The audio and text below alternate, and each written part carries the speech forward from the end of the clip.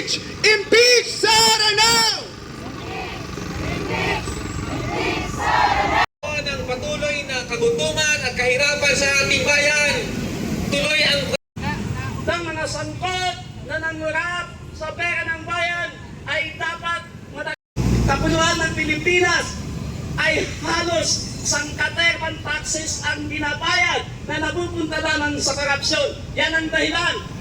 Andiyan ang producer tax, andiyan ang expanded. Rayang araw sa ating lahat. Maraming salamat, Kabo. Impeach! Impeach! Impeach Sara now! hindi ang BIR box, hahamunin ni Sara Duterte ang kanyang impeachment. Bahagi yan ng kanilang plano na pagtakpan ng katotohanan, pigilan ang taong bayan na makita ng patuloy na kagutuman at kahirapan sa ating bayan. Tuloy ang mga mambabatas, mabilis na pagbotohan ng impeachment, aprubahan sa Kongreso at dalhin agad sa Senado.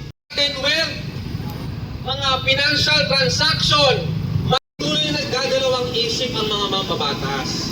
Kanina po, alam niyo po ba pinagbotohan?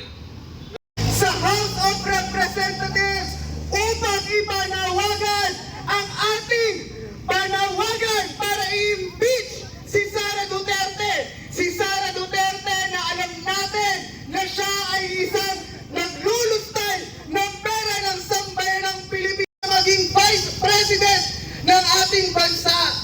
Mga kasama, ngayong araw pagbobotohan sa House Committee on Justice, kung sila ba ay magtatransmit na sa plenary at pagbobotohan na ba ang impeachment ni Sara Duterte.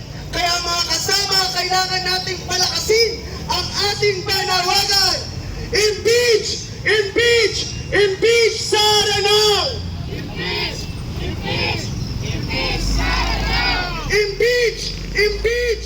Impeach Sara now! Impeach! Impeach! Impeach Sara now! Para buksan po ang ating programa, tinatawagan po natin si Mong Palatino ng Bagong Alyansang Makabayan. Impeach! Impeach! Impeach Sara now! Impeach! Impeach! Impeach Sara now! Magandang araw po mga kasama, mga kababayan.